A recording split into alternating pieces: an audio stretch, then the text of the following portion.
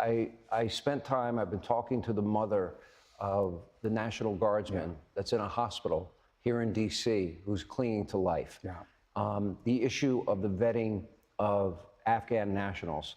You know, we learned that so many of them had so many warning signs, and I'll put up on the screen the statistics. We took in 76,000. There were over 5,000 that never should have made it into this country. We were assured repeatedly by the Biden administration that they had been vetted. There's no way that many of them could have been vetted. 886 of them, I'll put that on the screen, also are at large in the country as we speak. You put a pause on this. The State Department has, the President has, Kristi Noem has spoken out. Where are we with all of this, and how dangerous is this? Well, the pause is actually, you know, we've announced it, but in fact, we've been much more careful since we took over, with a lot of pressure on us, by the way, to let more people in. So many of them served as interpreters alongside us in Afghanistan, and so their lives were at risk. So we had a lot of pressure to begin with, but we've slowed that process down from day number one to take an extra look at people.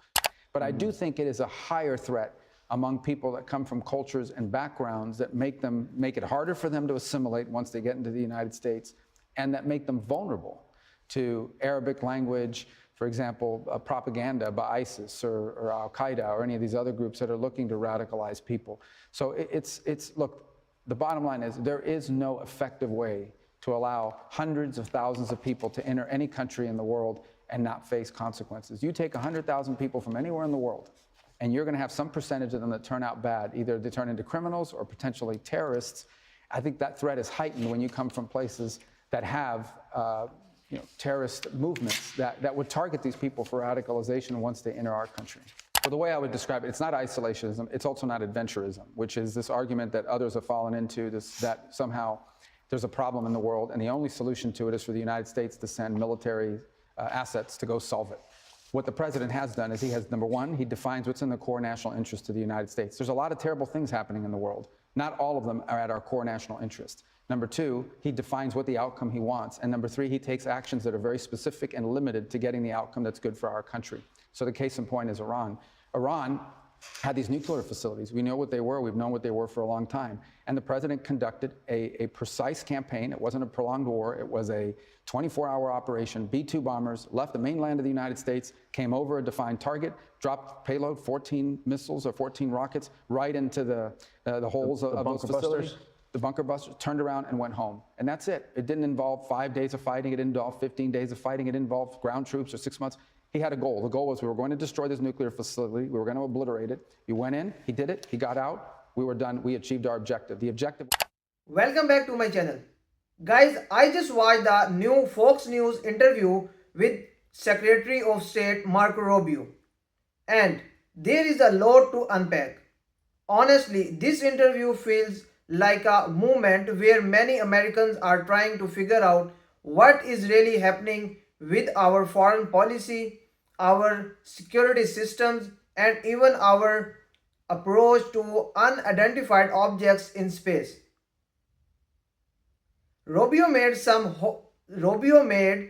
bold claims, and the way he talked about broken arguments and trust issues really catch my attention.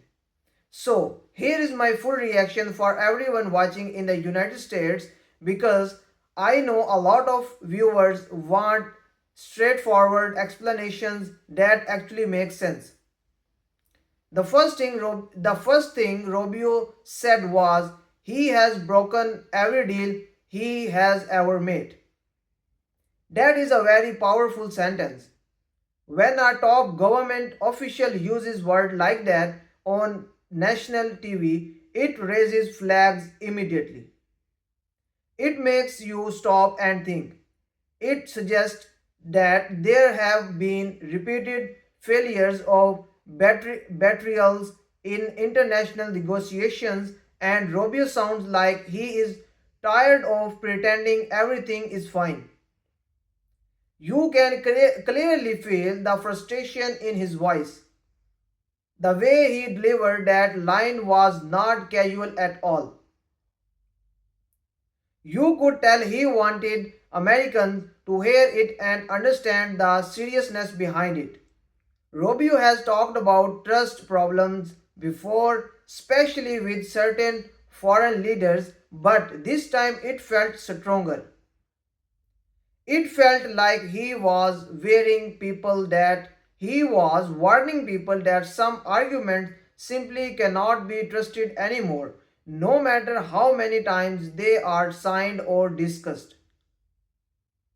Another big part of the interview covered unidentified objects in space. This topic used to be something only a few people talked about, but now in the United States, it has become mainstream. People want answers. They want to know what these objects are, why they are appearing more often, and whether they pose any threat. Rubio talked about the claims that these objects are being detected more frequently, and he explained that the current tracking systems are not good enough. He said we need transparency and improvements if we want to stay safe and well informed. That message really reflects a growing concern among Americans who feel like the government hides too much. Even though many details are still classified, his comments make it clear that the government is taking these side things seriously behind the scenes. Whether it is advanced technology from another country or something we still do not understand. Rubio believes better systems are necessary to figure it out.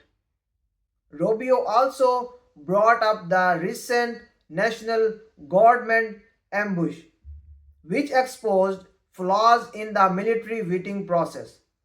This part of the interview is especially important for US viewers because national security is always a top priority.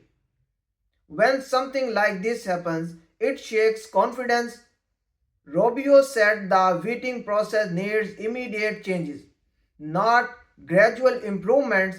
He wants stricter and faster background checks to make sure the people joining our armed forces are properly evaluated. The way he talked about fixing the process showed how serious this issue is. Americans want to feel protected and they want to know that the people serving the country are fully trustworthy. So, this part of the interview will definitely resonate with a lot of viewers. Another major topic Rubio focused on was the situation in Venezuela. He described it as tense, unstable, and something the United States must pay attention to. Venezuela has been dealing with political and economic problems for years. But according to Rubio, things could get worse. He suggested that the US might need to prepare for more complications. This matters because what happens in Venezuela impacts the United States in many ways. It affects immigration, foreign policy, regional relationships, and even economic stability. Rubio's tone made it clear that he does not think the situation should be ignored. Even if Americans are not paying attention to Venezuela every day, he believes it is something that could affect the country unexpectedly. Rubio also spoke broadly about national security and the overall strength of the United States. He emphasized that we need to be better prepared for unexpected threats, whether they come from foreign governments, from outside our planet, or from weaknesses inside our own systems. His message was simple. America cannot afford weak strategies or unreliable partners. He wants the government to make threats seriously instead of reacting slowly after the damage is already done. This is something many Americans agree with, especially with everything happening around the world right now. Throughout the interview, Fox News added the typical drama breaking news style. Usually people say Fox exaggerates things, but this time the content actually matched the intensity. Between the broken arguments, the security gaps, the unidentified objects, and the concerns about foreign conflicts, the interview felt like an alert rather than a normal discussion. It felt like Rubio wanted to shake the viewers and make them pay attention to issues that could affect the country directly. My personal reaction is that Rubio used this interview to send a very strong message not only to Americans but also to people outside the country. He wants to present himself as someone who understands global risks and wants to protect the United States from threats that many people don't even think about every day. Whether people agree with him politically or not, you cannot deny that he knows how to deliver a message that will trend across the USA. In times like these, when elections are coming, global tensions are rising, and new information is coming out every day, interviews like this become extremely important in shaping public opinion. Another part of the interview that people will talk about is that one line, every deal has been broken. That sentence alone is going to create debates. Viewers will wonder who he meant. Was he talking about a foreign leader, a government, a long-term negotiation, and did not given details, which means people on social media will start guessing. This is how topics go viral. People share clips, give their opinions, argue about hidden meanings, and ask questions. And Rubio knows that he knows that leaving space for interpretation will make the interview spread even faster. Overall, this interview was bold, dramatic, and full of topics Americans care about right now: national security, international conflicts, defense issues, and mysterious objects in the sky. My reaction is that Rubio wanted to create urgency and remind people in the United States that the world is not as stable as it seems. Whether people agree with him or not, the interview will definitely start conversations all across the country. That's all wanted to share for now. Let me know what you think in the comments and tell me if you want me to cover more updates like this. Thanks for watching. I will see you in the next video.